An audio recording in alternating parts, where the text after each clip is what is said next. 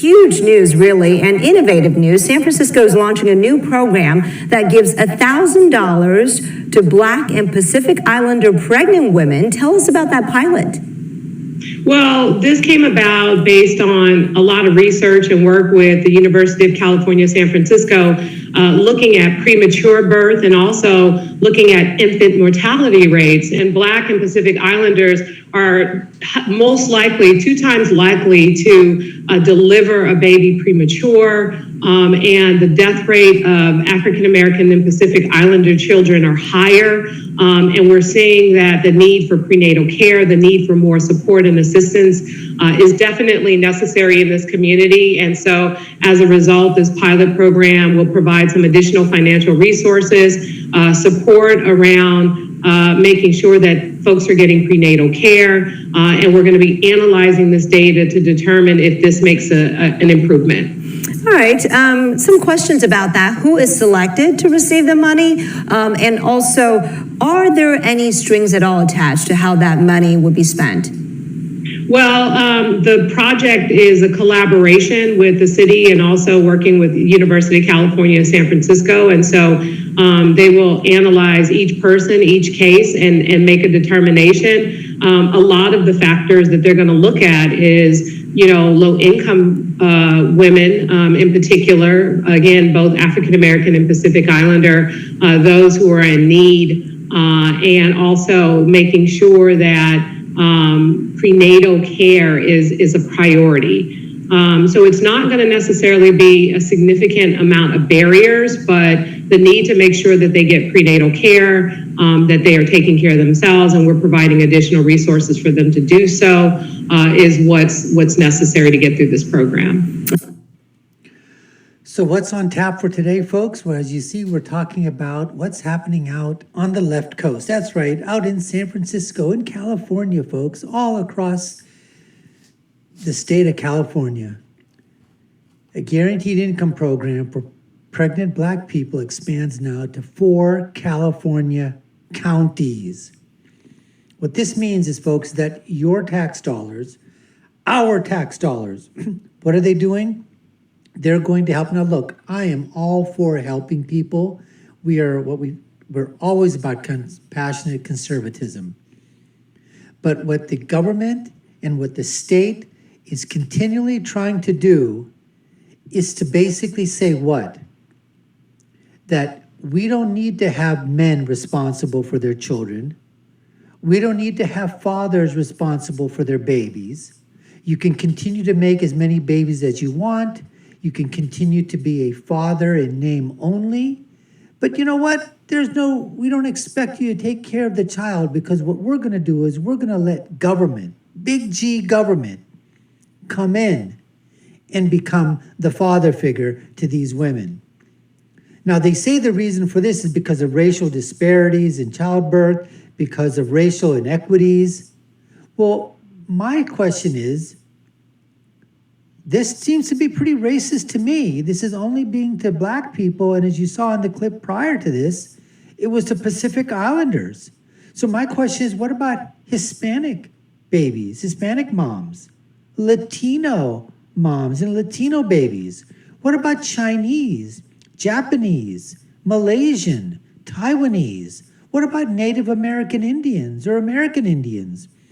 What about just plain old, European white, white people? This is just giving a basic income of up to $1,000? That's all? I mean, we're going to take a look at this, folks, but before we do that, if you haven't already done so, we hope you go ahead and subscribe to our channel. You're watching the Dr. Nasir Sheikh Show. I'm your guest host for today. My name is Dr. Sheikh. And as we said before, if you haven't done so, hit that notification bell as well so you get notified of all of our content and help in our algorithms, with YouTube, and spread the word, like and share these videos. Folks, as we said before, your tax dollars, our tax dollars, going to work. And as we said, yes, there needs to be a safety net. But when you're basically saying this, the first in the nation experiment to give cash to pregnant, this is the first step in reparations that are going to people that I don't think there's no slavery moniker attached to these people, correct? They're not descendants of slaves of any kind. So this is a reparations of what? Another transfer of wealth. Now, yes, $1,000 might say, how much? But folks, it starts off at 1,000. It starts off with a pilot program. 150 Black residents during a portion of their pregnancies in the first 6 months of their children's lives. You know this thing continues to go there.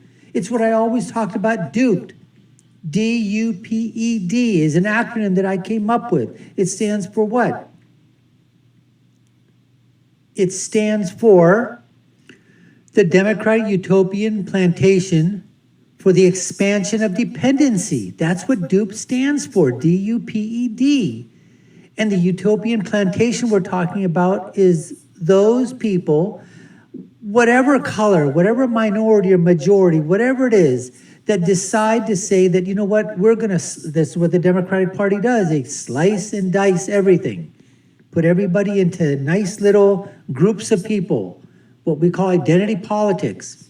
And here you have Black women, and they don't tell you this, folks, but one of the major reasons is we're talking about teenage pregnancy rates within the Black community, into the 70s, folks, 70%, 75%, touching 80% of Black teenage pregnancies. Of course, they're going to need some help. Of course, they're going to need some governmental, subsidies. They're going to need help of some kind. Because why? Because of deterioration in terms of the family unit. The father figure is no longer home in the majority of the Black community. And then if the father figure does want to enter into the picture, well, then what else happens? You know what the story is. The government says, no, you can't get the money if there's a man involved. So it's okay for the man to be involved, okay, to get the girl pregnant. That's fine. That's okay. That union is okay. But after that, no, sorry, out of the house. Can't be anywhere nearby. That's what's happening here. And this is extra funding from the California Department of Social Services. Look at it, extra funding from the California Department of Social Services. Yes, the money came from the Department of Social Services, but before that, that money was what? It was taken, it was confiscated from the citizens of California, from the citizens around the United States of America, our tax dollars. When they talk about it was a grant, where do you think the grant money is coming from? Out of the sky? No, this is tax money. This is coming from the people. It's not coming from government. It's coming from people.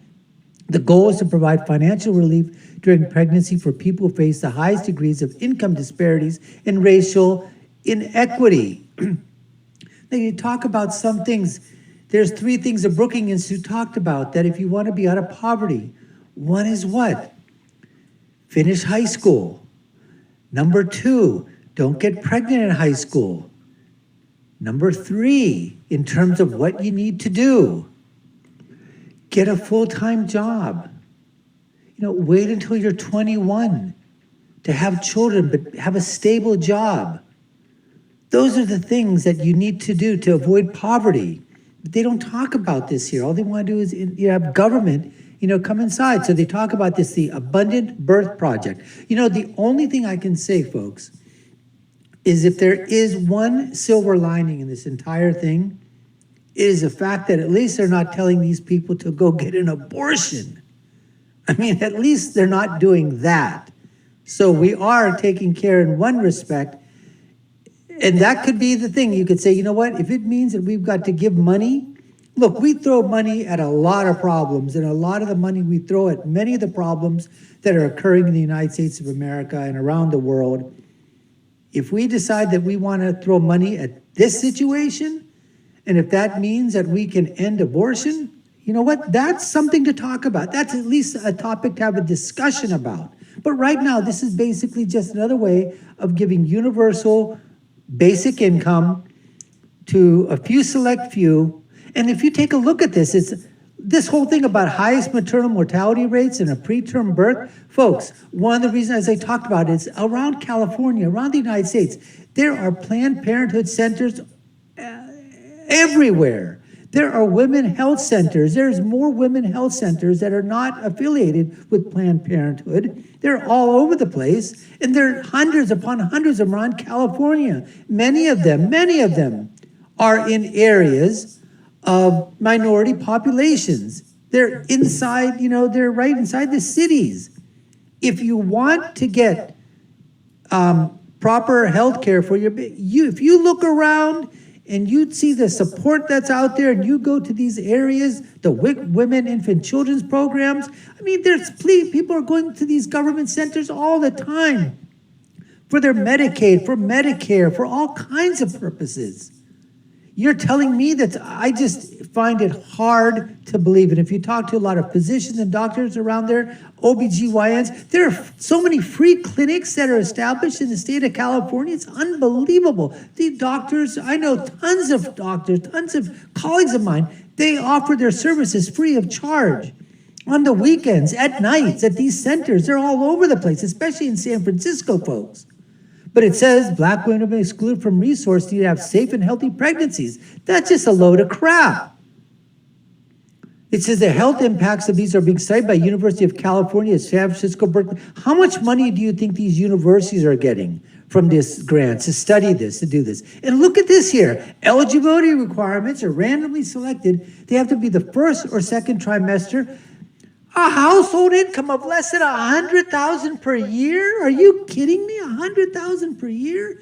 And it says participation in the study is voluntary. Geez, I wonder, something voluntary is out there. They're going to give me maybe $1,000 a month? I don't know. Maybe I'll do it. Is it worth $1,000 a month? Come on, folks. Participation study is voluntary. Income of less than $100,000 per year? Most of the participants said the application process was easy and the program felt more dignified because participants can choose how best to spend the money. That's how the project manager for Expecting Justice was saying. She said some recipients use the extra cash to supplement their family leave so they can stay home longer to recover from childbirth and bond with their baby. All right, nothing wrong with that. But if you're making $60,000, $70,000, $80,000 a year and you're getting an extra $1,000 a month, folks, there's something wrong with that. There absolutely is something wrong with that. Now, let's take a look at this over here. We're talking about the same thing.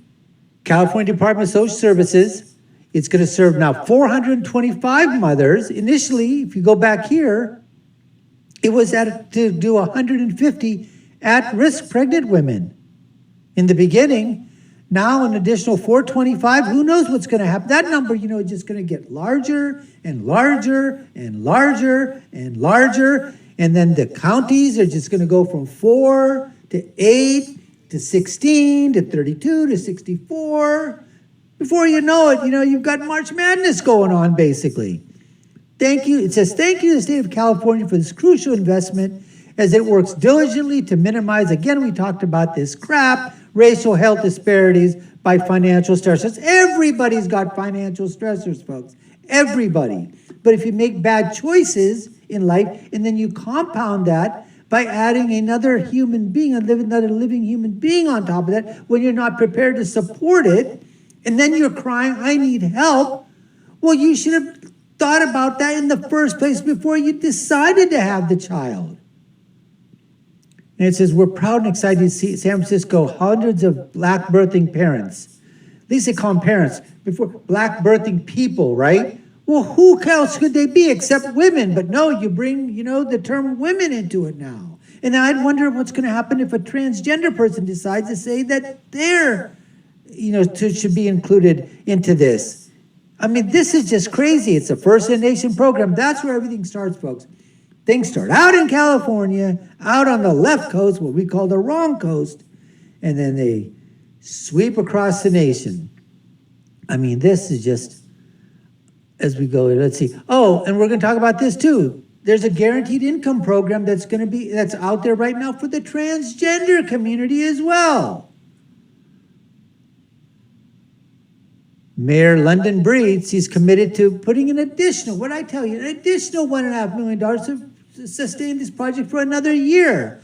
after it has been proven to be successful. Folks, it doesn't matter when the Democrats and the liberals and the progressives and the leftists and the people out in California and these other deep, deep, deep blue states that are run by deep blue state governments and local blue, deep blue, local and state municipalities, townships and cities.